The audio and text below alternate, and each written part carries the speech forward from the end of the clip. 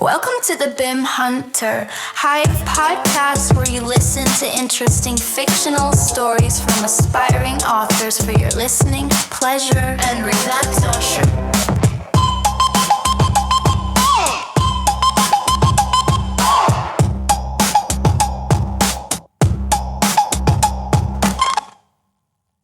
Welcome to Bimhunter Hive Storytelling Podcast.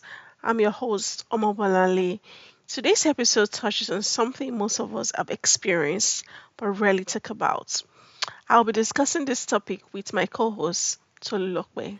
Hi, Mobile. Hi, everyone out there. It's your favorite storytelling podcast, and I'm super excited to be here on today's episode. It promises to be exciting, so please and please stay tuned. Thanks, Tolulokwe. I'm super excited to be here today and I can't wait to get this started already. So before I introduce the topic for today, I'll be reading a short fictional story that will set the stage for our conversation. The title of the story is When You're a Friend to Someone Who Is Not Your Friend. Here goes the story. Her name was Tara. She wasn't the loudest in the room, nor the one with the flashiest smile. But what she lacked in flamboyance, she made up for with loyalty, deep care, and a habit of showing up always. Then came Naya, bright, charismatic, and magnetic in every way. They met at work.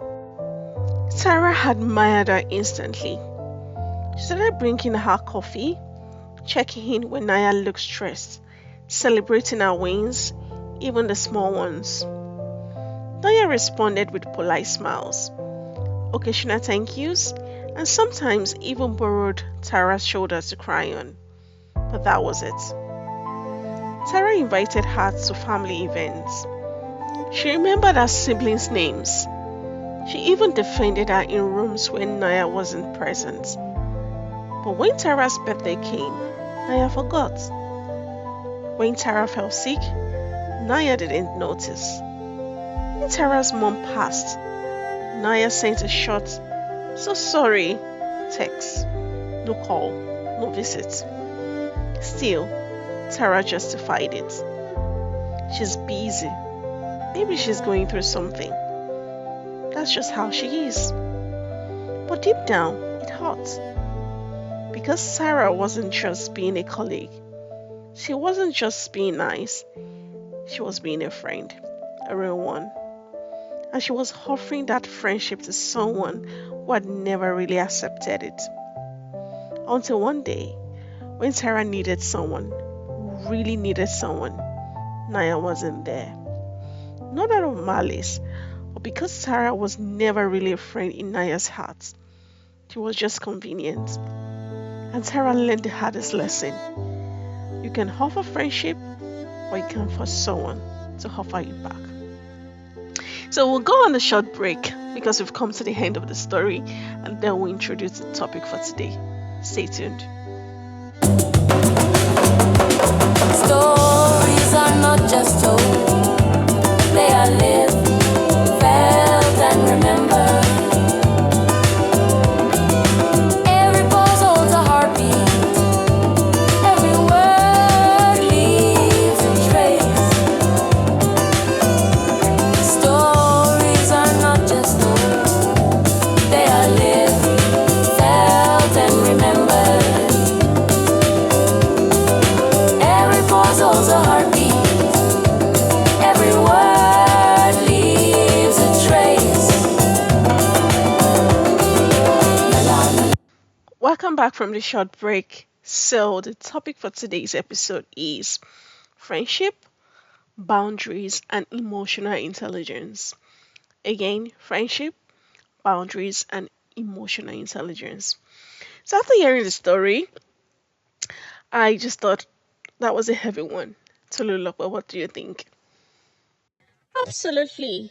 I agree with you. Honestly, I felt every word. I think many of us have been Tara at some points. Oh, Giving and hoping without receiving is a quite kind of heartbreak, I must tell you. exactly. And it's not that the other person is a villain. Okay, let's just clarify that.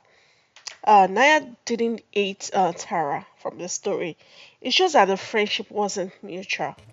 It wasn't. Exactly. It was one-sided.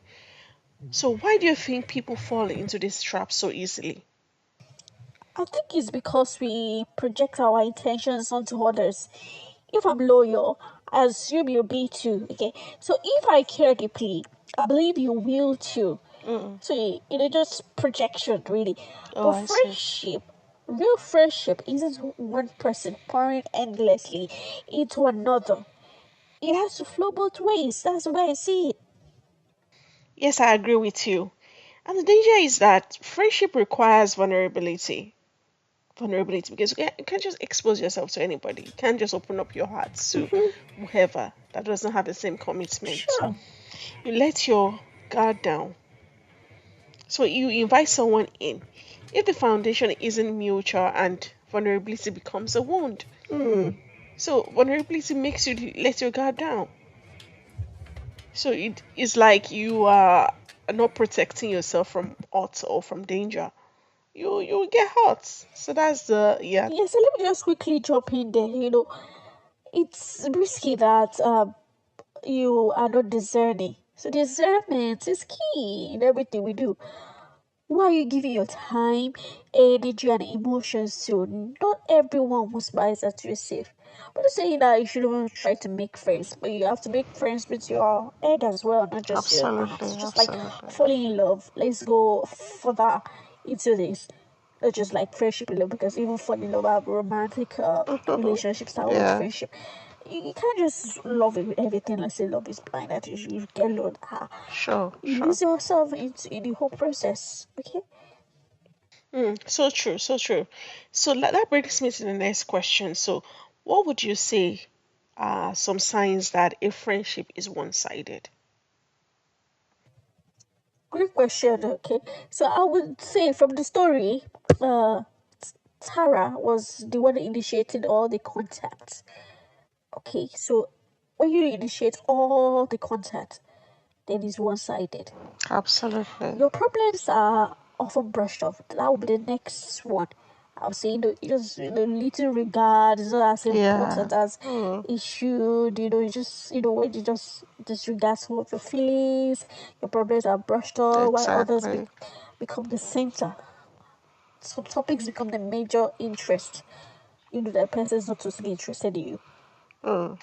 Thirdly, I would say if they are absent in your low moments, Oh that's wow, when we need our that's a fresh big one. friends. Mm, That's when we need friendship. In that low moments, in that time of sorrow, of pain, we want to cry, mm, we want to comfort you. If those people are absent and maybe they are often present when it's convenient, then it's one sided. mm. Another point is when you feel emotionally drained, not Oh filled. wow, You know, well, you're always giving emotionally, just you feel drained, you don't feel compensated in a way. Well, mm, let's just saying that friendship is transactional, but when it's always, how do we know it's one sided? Is when you feel drained. mm. When you are like, most times, let's create this scenario of a breadwinner. I don't know what bring it to the table. So Yeah, it's a sign. When you constantly question if they care, your instincts will tell you. You will know that this is absolutely. not given. It's not given. There's something Right. rhyming here. Yeah. So yeah, those are the signs I think I can think of. Oh wow, fantastic points, Tolu. So, but a question came to mind that is there a place for being sacrificial in friendship? Because if we're talking about being one-sided, are we overthinking this? Is that we can't make sacrifices for our friends? So where do we draw the line between love and being taken for granted? Because sacrificial giving and is important in friendship. But like, that's such an important question. So yeah, sacrifice is part of any deep relationship, but it should Exactly. never be one-sided. That's Mm, what we're trying to say. I Okay, get it. but it should we're just talking about equality, equal treatment. It's not even possible. Oh, when you start weighing it, you did it for me today. Yeah, I must do No, this for you tomorrow. to No, work. that's what Yeah. that's not what we're saying. Or we're not trying to say we're competing with who gives more. Mm, It's about mutual respect and regard. Exactly. It shouldn't be tilted Absolutely. to one side. We make sacrifices, but it should rotate. It should go around. To go around though. That's what I would say. I totally agree with you. So being sacrificial doesn't mean being a doormat. Okay, that's it. If only one person is doing the giving, offering kindness, time, empathy, then it's no longer friendship, and it's emotional imbalance. So true friendship may not always be 50-50, but over time it should feel like both people care enough to carry each other. Yes. Exactly. So if one of the benefits of friendship is when one is down, the other one is strong. Strong. Even the Bible says it. So it's like a team. So one iron sharpened iron. It should not just be Thank you. one sided. I agree with you. So that leads me to another question. So why do you think some people don't reciprocate friendship even when someone is obviously offering it? You wonder. So it may not be out of hatred, just to clarify for that, but maybe they just don't see that person's worth, or maybe they are not emotionally connected. What do you think? That's a deep point. Okay, I believe it comes down to personal connection. Sometimes people just don't feel that spark or emotional resonance Mm, with someone. Like you said, it's not about hatred. Even if the yeah. person is kind to them. Okay, so friendship is like love. It involves chemistry, Mm, and sadly, not everyone we admire or support feels the same way towards us. That's mm, the reality. But we're just saying you should use your head when you see it. Okay, you don't mm, force this. Other times, apart from that one, is pride, mm. That's good. insecurity, or emotional unavailability. It's just pride. They may not see the other person as their type, type in quotes it down, I or agree feel with they you. belong to the same social or emotional cycle. Mm, So if I feel not just my type, she just come over me. mm, Happens in romantic relationship especially. But mm. let's just focus on friendship for I'm in now. love. So other times, like it could be that it's maybe that he's indifferent. It just like they don't just Mm, feel the spark. mm, So, but here's the key for the person offering the friendship. You need to assess the situation objectively. You step out how your feelings. Look at the action, not just your hopes. mm, Don't just assume that you hope that this person is your friend. But just face reality. mm. Okay. So if you continue pouring into someone you don't or who doesn't value or acknowledge you, you're just not being kind to I yourself. agree with you. You're being unkind to yourself. Okay. So don't force your presence where they're not welcome. When you're not welcome Mm, at all, don't mm. force it. But also don't take it as a personal flaw. It's no rejection of your worth. Know your worth. Absolutely. Those are the things that make people maybe have low self-esteem and people keep pushing around.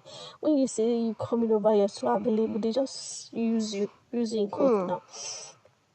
So forcing it will only lead to disappointment or at worst disrespect. I So agree you with just feel disrespected and you just it happens in people that value friendship initially. When you keep coming, there's an advantage that like from afar is when you you. have honor. So you keep all of being all over this person all the time. They see you, you take it for granted. It Mm. happens even when the friendship started well. So that's sort of someone that doesn't even have that spark initially. So yeah, just know your worth and assess the situation objectively.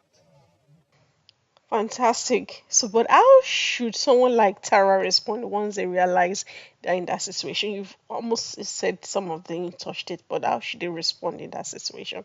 They still have that caring feeling towards this person. It's hard, but you need to step back, not in bitterness, but in wisdom. Okay, set emotional boundaries. Don't just accept your truth, know your Mm, truth. mm, Protect your heart, and most importantly, don't let one bad experience make you closed off to real absolutely. friendship. Now, when the real friendship comes, when people that are ready to that feel the same spark or ready to reciprocate what you've given, when they come around, because you've had a bad experience, you are Yeah. all closed up and you reject such genuine friendship. So Mm, don't be closed off. There are people out there who will give as much as they receive. absolutely. Wow, beautifully said, Tolulope. So, as we wrap up, what advice would you give to our listeners about choosing friends and protecting their emotional well being? I would say friendship is sacred. Okay, don't hand your heart to just anyone. Observe, Mm. listen, and learn before you pour. Wisdom.